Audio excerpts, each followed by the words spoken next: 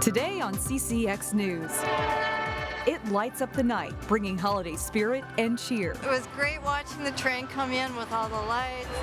The Canadian Pacific Holiday Train creates fun for families, but each stop requires hours of planning and preparation. Can we handle it? Absolutely we can. We want to do it. As people work behind the scenes to make the magic happen. We want folks to have fun and we want people to be safe. But there's also purpose behind each stop, one that helps those in need. We're hitting record numbers every single month in the food shelf. We're celebrating the Canadian Pacific Holiday Train's trip through the Northwest suburbs today on CCX News.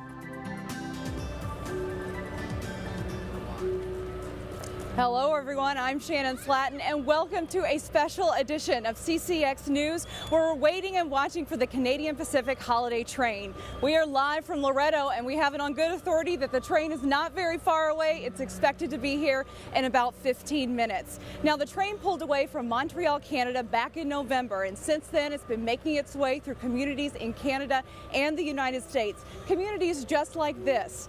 The Canadian Pacific Holiday Train was in Golden Valley just last night, and photojournalist Dustin Scholl was there. He gives us a taste of what it was like. And one foggy Christmas Eve, Santa came to say, My dad is Santa Jim. He's one of the best Santas in the state of Minnesota. Eyebrows, hair, beard, everything is real. Rudolph, with your nose so bright, won't you guide my sleigh tonight? Are you excited to see Santa? It's exciting, yeah. Music and lights and Santa. It's fun, they like the music. And there's a bunch of Christmas lights. Oh, it's a great family event. Oh, I remember there's a big snowflake somewhere on it. But she's too excited for the train. It's all fun.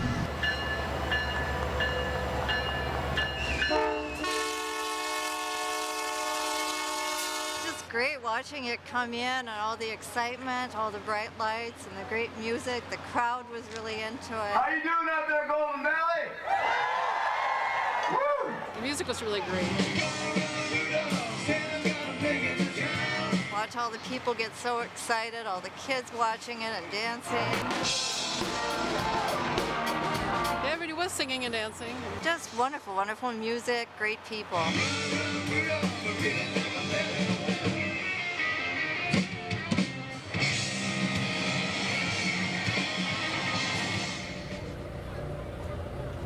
Now the weather cooperated last night and it was the perfect night for the holiday train. It went off without a hitch, and one of the reasons why is because there's a lot of planning and preparation that goes into a holiday train visit. Here's that story. Our work really starts several months before the train arrives. When you think of holiday cheer, you might not think about this. Extra workers blocking off roads and clearing the way for an event that's become a holiday tradition for many families. We want folks to have fun and we want people to be safe. So there's a great deal of thought that goes into that. Making the Golden Valley stop a smooth one is a collaboration between the city and Allianz, who is located right beside the stop. So we get a call from the city and they're saying, well, this is the date they've proposed and what can we do and can we handle it? And absolutely we can. We want to do it. So. But this year there was a little curveball. We learned this year that the holiday train would be stopping on a Tuesday night during rush hour, and so that made us a little nervous. Our biggest concern is always safety. We've got a lot of people coming onto campus, and this year it's a little bit more complex because it's during the week and at the end of the business day when a lot of people are leaving, have to go home. But the volunteers and workers took it in stride. Typically thinking about things like traffic flow, emergency services, parking. Plans that have been in the works for months are enacted the day of. So any last-minute concerns? I have a sleigh I got to bring out. Like Santa needing a spot to park his sleigh. Came all the way in from the North Pole. Are met with smiles. It's cold up there. It doesn't hurt that all of these workers in the yellow jackets I got to take care of this guy right here. I've been good. are already on Santa's nice list for what they've done to make the stop a success.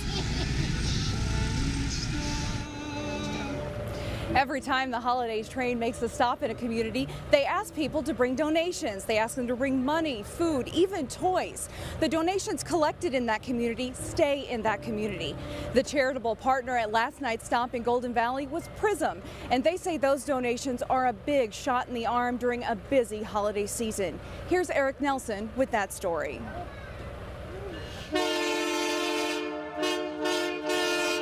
The holiday train is on a mission to stamp out hunger. You don't see anything like this otherwise during the year. You know, it's got lights all on the outside. There's a band that plays.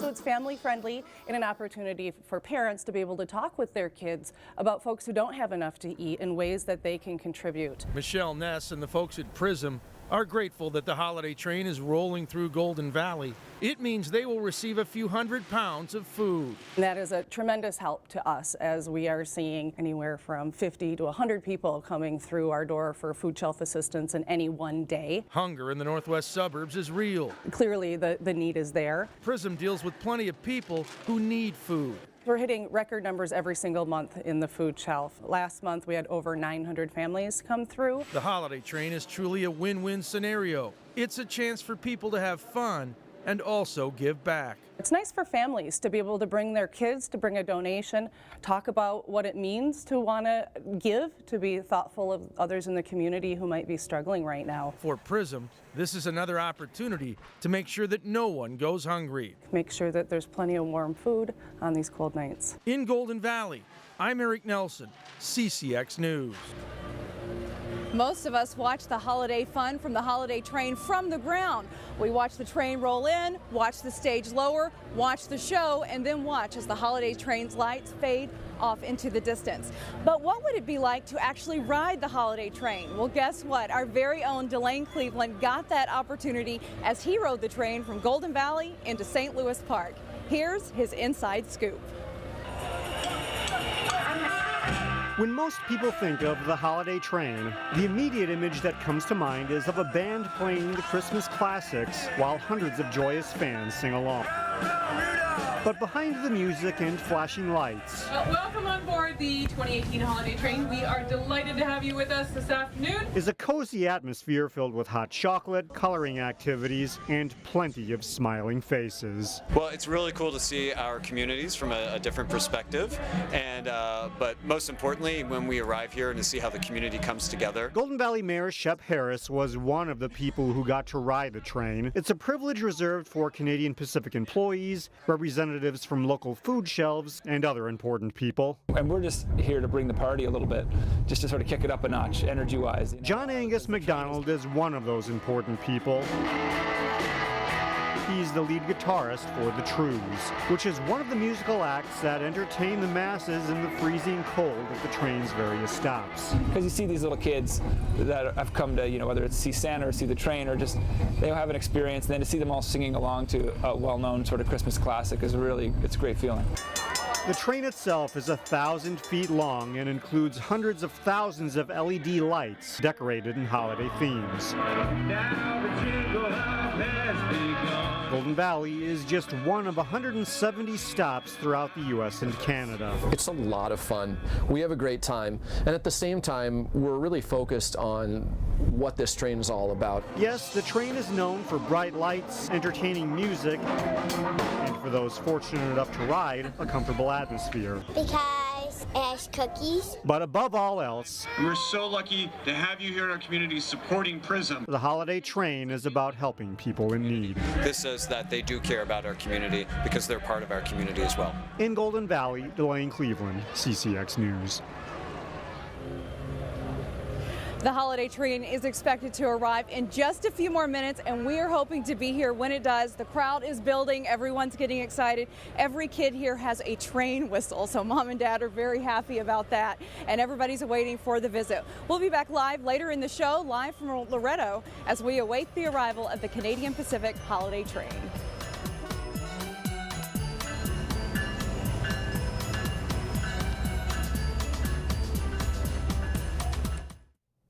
Welcome back. Now here's a look at today's top stories.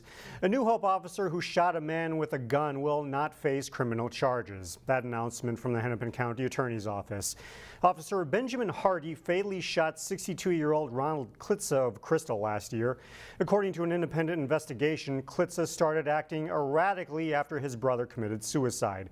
Klitza had been drinking and ordered his wife out of their Crystal home when police responded.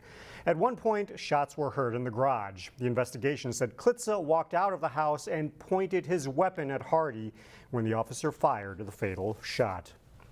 The city of Golden Valley has begun discussing limiting where firearms can be sold in the city. The city currently has no such regulations. While state law limits how cities can regulate gun sales, cities can control where gun shops are located. In Golden Valley's case, the city is considering limiting gun shops within certain distances of homes, schools, and public places like libraries and churches. It's important to note there are no gun stores in Golden Valley, nor do we know of any looking to move there. Cities like St. Louis Park, for example, do not allow gun shops within at least 1,000 feet of businesses like pawn shops and liquor stores. Now to a 30-year tradition that's still going strong in the Northwest Metro. Northwest Jaycees members were at Fleet Farm in Brooklyn Park on Wednesday, buying cart after cart of toys. They'll be donated to children living at Twin Cities battered women's shelters. The Jaycees contributed $2,500 for toys, and in a surprise this year, the Robbinsdale New Hope Rotary Club donated another $500. Combined with a discount, Fleet Farm gives the operation that $3,000 turns into a lot of toys. Organizers say that's a pretty good feeling. It feels really good, especially this year. Why? Because of so much, the bigger donation is just incredible. So I just found out about it this morning. On top of all that, one couple brought in another $1,000 worth of toys. On Monday, the toys will be sorted and shipped to the women's shelters in time for Christmas. Well, still ahead, more on the holiday train traveling through the Northwest Metro. But first, a close battle between Brooklyn Center and Blake in boys basketball. John Jacobson is in next. The Maranatha Christian Academy boys basketball team won 20 games a season ago. The Mustangs are shooting for big things this season with a deep and athletic roster. They hosted Coach Ariel McDonald's Providence Academy team Tuesday. Maranatha's pressure pays off as Clarence Daniels steals the pass and gets the breakaway jam. Worth another look, and a 6-3 Mustangs lead early. He scores 14 points to lead MCA. Providence goes inside to Max Anderson for 2 off the glass, and the Lions grab a 9-8 lead. Freshman Chase Carter is going to be a good one for MCA. He hits a 3 from the wing to put the Mustangs back in front. Makai Harut hits a floater. MCA's lead grows to 20-9 in a low-scoring first half. Providence chips away, though. Logan Blomberg scores 2 inside. The Lions fight back to within 24-18 at half. Second half, Maranatha goes on a run. Clarence Daniels hits a 3 from the right side. The Mustangs go up by 12. And again, Providence battles back. Mark Richardson gets 2 of his game-high 17 points. They trim the deficit to 6. Maranatha, though, makes enough free throws in a foul-filled game to hang on for a 53-43 win over Providence. Maranatha and Providence are both in Section 5AA, where defending champion is Brooklyn Center. Centaurs lost some expected returners to a new prep basketball academy, but are still hoping for a good season. They played host to Blake Tuesday. Brooklyn Center's Benjamin Way battles for the loose ball here and gets it to Roland Russ, who scores for a 13-9 BC lead. Nice team defense by the Centaurs leads to the steal and hoop for 8th grader Maximus Wilson. At the other end, the Bears will run the pick and roll, and it's Gabe Gantz to Eli Kilpatrick for the basket. Centaurs will run the floor, and Quavant Douglas scores plus a foul. It's a 4-point Brooklyn Center lead at halftime. It's all Blake to start the second half, though. Jasper Liu drives baseline and scores as part of an 11-2 Bears scoring run. The Centaurs come back. Douglas hits a 3 from the quarter, putting his team up 54-51. More hard defense by BC. Kentrell Douglas gets the steal, triggers the break. Russ to Daniel Yates for the basket and a 7-point lead. Blake rallies, Gans drives and scores, making it 64-62 with 25 seconds to play. But Akeem Nelson gets a big steal For Brooklyn Center, the Centaurs hang on for a 65-62 win. They are now 2-3. The Park Center girls basketball team graduated some good players from last season, but also returns a solid core of athletes. And the Pirates were at home to face Andover. Nice fake and baseline drive by Lauren Frost. Floats in his shot and gives the Pirates the lead for good at 10-8. PC quickly gets the ball up court here, and Frost spots Tanae Griffin open in the corner. Part of a 9-0 PC scoring run. Adelia McKenzie is having a big season already. She gets a steal at midcourt and breakaway layup here, and Park Center goes ahead by 13. Still in the first half, it's Frost to McKenzie coming down the lane to score 2 more, and Park Center opens up a 20-point lead at halftime. Second half, the Pirates build on that lead. Kayla Cox hits for 3 of her 9 points in the game. Park Center putting this one away. McKenzie with a great spin move and finish. The sophomore nets 28 points in the game. Park Center wins 64-27. They are now 3-2 on the season. The local high school hockey team is sponsoring an event Thursday night to benefit local children who are hospitalized during the holidays. The Champlin Park boys hockey team has, for a 3rd straight year, organized a teddy bear toss to take place between the first and second periods of the Rebels varsity game Thursday against Osseo.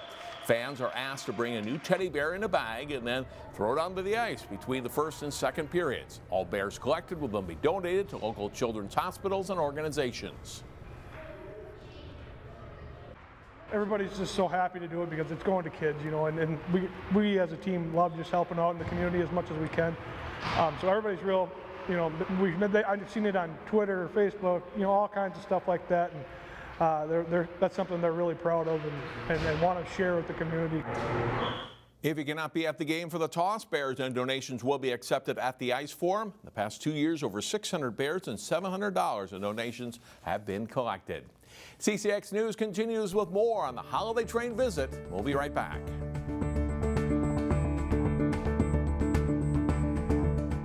The holiday train just pulled in a few moments ago, and boy, everyone got excited about it. Now, here's a few fast facts you might not know about the holiday train. Those lights are always on, the exterior lights, unless the train is passing through U.S. Customs. Then they go off. Other than that, they're always on. The holiday train's been around for about 20 years, and if you happen to snap a picture as it went through Golden Valley, New Hope, Plymouth, or Crystal today, there's a contest for that. You can enter your photo in a contest. Go to the holiday train website to find out all the information. It would be fun to see a train picture from our area actually win that contest. Now, the train has a few more shows planned for tonight, and then it will head out of our area. By tomorrow, it will be in Thief River Falls and in Alexandria, bringing a show to communities and raising donations all along the way. Of course, we'll be back in our Brooklyn Park studio at this time tomorrow, bringing our news to you, and we invite you to watch us tomorrow and every day at 4 o'clock. Live from Loretto, I'm Shannon Slatton, signing out from the Canadian Pacific Holiday Train.